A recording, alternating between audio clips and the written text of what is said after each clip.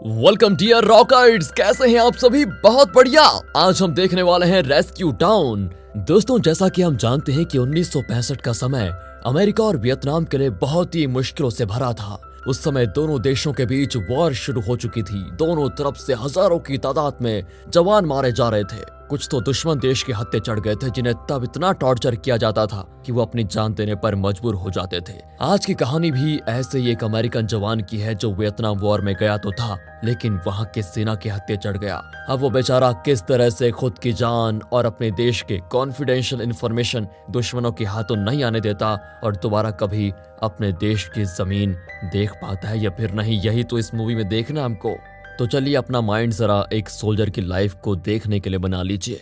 Movie की शुरुआत में हमें अमेरिका और वियतनाम वॉर का सीन दिखाया जाता है, जहां दोनों तरफ से अंधाधुंध फायरिंग और गोलाबारी की जा रही होती है। तो वहीं हम अमेरिकन सोल्जर्स को देखते हैं, जिनका सीनियर उन्हें एक सीक्रेट मिशन के बारे में बताता है। कहता है, तुम सबको एक सीक्रेट मिशन पर जाना होगा। मिशन के अनुसार तुम्हें वियतनाम के उत्तर दिशा में जाकर इतनी गोलाबारी करनी होगी कि वहां जो भी जगह है पूरी तरह से बर्बाद हो जाए, क्योंकि वियतनाम को वॉर में हथियारों की सप्लाई वहीं से हो रही है और एक बार अगर वो जगह बर्बाद हो गई तो उसके बाद वियतनाम के हाथ खाली हो जाएंगे और तब हमारी जीत के चांसेस भी बढ़ जाएंगे। लेकिन हाँ, एक बात का ख्याल रखना कि ये टॉप सीक्रेट मिशन है। इसके बारे में किसी को कहीं भी कोई कानो खबर नहीं होनी चाहिए, यहाँ तक कि तुम इसके बारे में अपने परिवार वालों को भी नहीं बता सकते। और दोस्तों, इस पर सारे सोल्जर्स मान जाते हैं। अब रात को सारे सोल्जर्स को एक जगह सर्वाइवल मूवी दिखाई जाती है कि अगर वो सभी वियतनाम के जंगल में कहीं फंस गए तो इस मूवी में बताए गए तरीकों को इस्तेमाल करके कुछ हद तक वो अपनी जान बचाने की कोशिश कर सकते हैं। लेकिन वो सोल्जर्स उस मूवी पर इतना ध्यान नहीं देते, क्योंकि उन्हें ये लग रहा होता है कि वो थोड़ी ना ऐसे जंगल में फंस जाएंगे। उन्हें कॉन्फिडेंस होता है, बल्कि ये होना चाहिए, लेकिन इतना ज्यादा भी नहीं। अगले दिन 4 जवानों को इस सीक्रेट मिशन पर भेज दिया जाता है। उन्हीं में डेंगलर नाम का जवान भी शामिल होता है और फिर ये सभी वियतनाम के उत्तर के इलाके में हमला कर देते हैं। पर वियतनाम के लोग भी कम नहीं थे। वो फाइटर जेट्स को देखकर उन पर जवाबी हमला कर देते हैं, जिसमें डेंगलर का जेट पास के खेत में जाकर गिर जाता है। भाग्य से डेंगलर तो बच जाता है, पर वियतनाम के सैनिक उसके पीछे पड़ जाते हैं हाथ धो के। इसलिए डेंगलर उनसे बचते हुए तुरंत जंगल में जाकर छिप जाता है। अब डेंगलर यहाँ से बाहर निकलने का दूसरा रास्ता निकालता है, लेकिन उसे कोई रास्ता नहीं मिलता। जिसके बाद अगले दिन अमेरिका से एक रेस्क्यू हेलीकॉप्टर डेंगलर को ढूंढते हुए वहां पर आता है, जिसको देखकर वो एकदम खुश भी हो जाता है और जैसे तैसे एक ऊंची जगह पर जाकर खड़े होकर अपने आईने से हेलीकॉप्टर को इशारा करता है। लेकिन तब वो हेलीकॉप्टर वहां से जा चुका था और ये देखकर डेंगलर को काफी बुरा लगता है। साथ ही उसे प्यास भी बहुत ज्यादा लगी होती है, तो वो जैसे तैसे एक तालाब के पास पहुंचकर पानी पीने लग जाता है। लेकिन वियतनाम के सैनिक उसको देख लेते हैं और उसे पकड़कर अपने गांव लेकर आते हैं, जहां उसे कड़कती धूप में उस जमीन से बांध दिया जाता है। वो बेचारा सभी से मदद मांग रहा होता है, पर कोई भी उसकी भाषा नहीं समझ पाता। लेकिन उन्हें ये जरूर पता है कि ये एक अमेरिकन सोल्जर है जो हमारा दुश्मन है। अब डेंगलर बिना खाना पानी के 2 दिन वहीं बंधा रहता है, जिसके बाद सैनिक उसे पकड़कर अपने इलाके के गवर्नर के पास लेकर जाते हैं। लेकिन तभी वहां से वही रेस्क्यू हेलीकॉप्टर गुजरता है, जिसे देखकर सैनिक डेंगलर के साथ जंगल में छिप जाते हैं, जहां उन्हें ये लग रहा होता है कि डेंगलर ने ही हेलीकॉप्टर को सिग्नल करके यहाँ बुलाया। इसलिए वो डेंगलर को आजू बाजू कई सारी गोलियों से उसे डराने की कोशिश करते हैं। डेंगलर भी घबरा जाता है। अब डेंगलर को गवर्नर के पास लेके जाता है, जिसे इंग्लिश भाषा अच्छे से आती थी। वो डेंगलर को एक ऑफर देता है कि हम तुम्हें यहाँ से सुरक्षित तुम्हारे देश अमेरिका भेज देंगे, लेकिन तुम्हें उसके लिए एक पेपर पर साइन करना होगा, जिसके हिसाब से आज से तुम वियतनाम के लिए काम करोगे और वहां के कॉन्फिडेंशियल इंफॉर्मेशन लाकर हमें दोगे। ये सुनकर डेंगलर साफ इंकार कर देता है, क्योंकि वो अपने देश के प्रति सच्चा था कि मैं कभी अपने देश से गद्दारी नहीं करूंगा। तब उसके मना करने पर वियतनाम के सैनिक बहुत ही बुरे तरीके से डेंगलर को टॉर्चर करना शुरू कर देते हैं। लेकिन तब भी डेंगलर इसके लिए तैयार नहीं होता, क्योंकि एक सच्चा जवान अपनी जान खुशी खुशी दे सकता है अपने देश के लिए, लेकिन अपने देश से गद्दारी कभी नहीं करेगा। अब डेंगलर को खूब टॉर्चर करने के बाद उसे काल कोठरी में बंद कर दिया जाता है, जहां उसकी मुलाकात दूसरे कैदियों से होती है, जिनमें जेम्स नाम का कैदी डेंगलर को काल कोठरी के बारे में सारी बात बताता है और उससे ये भी कहता है कि अगर तुम्हें किसी से बात करनी है या पूछना है तो सिर्फ रात के समय, क्योंकि रात के समय यहाँ पर सैनिक कम होते हैं। पर एक बात याद रखना, दिन के समय पर ये लोग कड़ी नजर रखते हैं और वैसे भी धीरे धीरे तुम यहाँ के बारे में सब जान जाओगे। अब ऐसे ही डेंगलर उस काल कोठरी में अपने दिन गुजारने लग जाता है, जहाँ डेंगलर जेम्स से कहता है, हमें यहाँ से बाहर जाने का रास्ता ढूंढना होगा भाई। मेरे पास एक बढ़िया प्लान है, हम रात को यहाँ से बाहर भाग सकते हैं आराम से। मुझे लेने कई सारे रेस्क्यू हेलीकॉप्टर आए थे और मुझे उम्मीद है कि वो अभी भी हमें ढूंढ रहे होंगे। तो एक बार यहाँ से निकलने के बाद हम जंगल में पहुंच गए तो रेस्क्यू हेलीकॉप्टर को इशारा करके बुला सकते हैं। जेम्स भी उससे कहता है कि प्लान तो तुम्हारा बढ़िया है, लेकिन ये इतना आसान नहीं होगा। कुछ सैनिक हैं जिनकी पहरेदारी रात को होती है। अगर उन्होंने हमें देख लिया तो काल कोठरी में डालने के बजाय वो सीधा ठोक देंगे। साथ ही रात के समय हम सभी के हाथ पैरों में जंजीर बांध दी जाती है, तो हम कैसे जा सकते हैं। डैंगलर कहता है कि तुम्हें घबराने की जरूरत नहीं है, ये सारा काम तुम मुझ पर छोड़ दो, मैं सब संभालूंगा। और अब डैंगलर हर रात यही सोचता है, हर समय यही सोचता है कि वो किस तरह से जंजीर खोल सके, क्योंकि ऐसी कोई चीज उनके पास मौजूद नहीं थी उस समय जिससे जंजीरों को खोला जाए। साथ ही वो यहाँ से भागने वाले रास्तों पर भी बहुत नजर बनाए होता है। तभी एक दिन वो चुपके से सैनिक की नजरों से बचते हुए एक कील को चुरा लेता है और उसकी मदद से रात को वो अपनी जंजीर खोलता है। साथ ही साथ सारे कैदियों को भी आजाद कर देता है, जिससे सभी बड़े खुश हो जाते हैं कि अब वो बचने वाले हैं। इसलिए वो ये तय करते हैं कि कल रात मौका मिलते ही यहाँ से भाग निकलेंगे, क्योंकि कुछ ही समय में सुबह होने वाली होती है। लेकिन बेचारों की फूटी किस्मत तो देखो, सुबह होते ही अमेरिकन फिर से वियतनाम पर हमला कर देते हैं और ये देखकर वियतनाम के सारे सैनिक एकदम गुस्सा हो जाते हैं। तब उस अमेरिकन फाइटर प्लेन को देखकर मार्टिन नाम का एक कैदी उसे इशारा करके बताने की कोशिश करता है कि हम यहाँ पर फंसे हुए हैं, हमें बचा लो। और ये देखकर वियतनाम का एक सैनिक उसे शॉट कर देता है, जो गोली भाग्य से उसके कान को छूकर गुजरती है, बाल बाल बचता है, जिससे मार्टिन के कान में खून तो आ जाता है। लेकिन डैंगलर उसे हिम्मत देता है कि मुझ पर भरोसा रखो, मैं जल्दी सबको यहाँ से बाहर निकालूंगा। अब रात को जेम्स डैंगलर से कहता है कि भाई मुझे नहीं लगता कि हम यहाँ से बाहर निकल पाएंगे, इसलिए मेरी मानो तो यहाँ से भागने का विचार अपने मन से निकालो। मुझे उम्मीद है अमेरिकन सोल्जर्स में बचाने के लिए जरूर आएंगे, इसलिए हमें यही उनका इंतजार करना चाहिए। लेकिन डैंगलर इसके लिए तैयार नहीं होता कि अगर मदद आनी होती तो अब तक आ चुकी होती।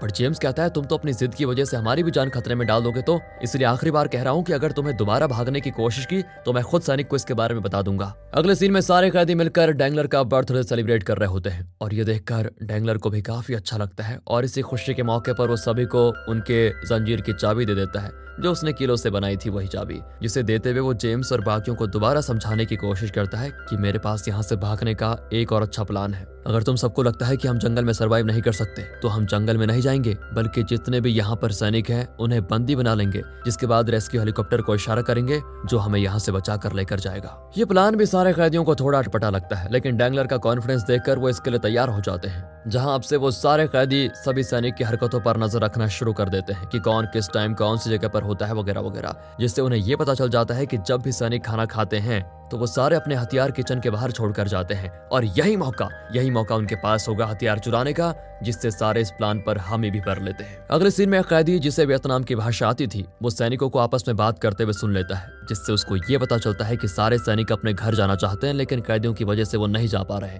इसलिए उन्होंने ये तय किया है कि वो सारे कैदियों को मार डालेंगे और गवर्नर से कहेंगे कि सारे भागने की कोशिश कर रहे थे, इसलिए हमने उनको मार गिराया। ये सुनकर सारे कैदी घबरा जाते हैं और जल्द से जल्द अपने प्लान को अंजाम देने की तैयारी करने लगते हैं, वरना उनके प्लान को अंजाम देने से पहले ही सैनिक उन्हें मार डालेंगे।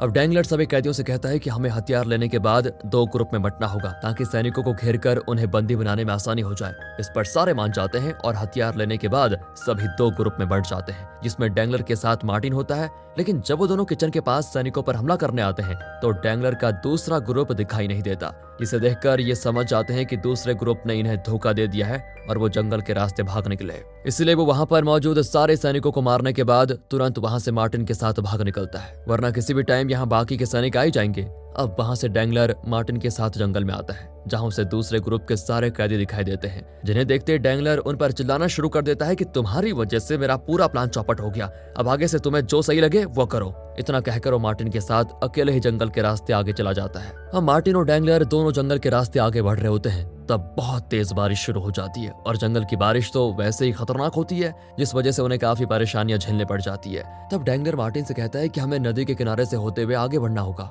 जिससे हम थाईलैंड पहुंच जाएंगे। मार्टिन भी इसके लिए तैयार हो जाता है, इसलिए वो दोनों मिलकर लकड़ियों से एक छोटी नाव बनाते हैं और उसके सहारे नदी में उतर जाते हैं, जहां डैंगलर नाव को धक्का मारते हुए आगे बढ़ा रहा होता है, क्योंकि मार्टिन की तबीयत तो खराब है। लेकिन जैसे वो थोड़ी दूर नदी में आते हैं उन्हें आगे एक झरना दिखाई देता है, जिसके अंदर वो अपनी छोटी सी नाव के जरिए तो जा नहीं सकते, वरना उनकी जान चली जाएगी। इसलिए वो नदी के बीच में अपनी नाव को छोड़कर बड़ी मुश्किल से किनारे पर पहुंच जाते हैं, जहां आते ही उनकी नाव झरने से गिरकर तहस नहस हो जाती है। अब जंगल के रास्ते आगे बढ़ते हुए डैंगलर को एक गांव दिखाई देता है, लेकिन वो पूरा गांव एकदम खाली होता है। इसलिए डैंगलर पूरे के पूरे गांव को आग लगा देता है, ताकि इससे उठने वाले धुएं को वो रेस्क्यू हेलीकॉप्टर देख पाए और इन तक पहुंच पाए। और होता भी बिल्कुल ऐसा ही है। रेस्क्यू हेलीकॉप्टर उनको देखने आता है, लेकिन उनकी ऐसी हालत को देखकर हेलीकॉप्टर के पायलट को लगता है कि ये वियतनाम के सैनिक होंगे, इसलिए हेलीकॉप्टर उन पर गोलियां बरसाना शुरू कर देता है। मजबूरन डैंगलर और मार्टिन को वहां से भागना पड़ता है, जिससे बेचारों की आखिरी उम्मीद भी टूट जाती है। पर तब भी वो हिम्मत नहीं हारते और काफी लंबा सफर तय करने के बाद किसी दूसरे गांव में पहुंच जाते हैं।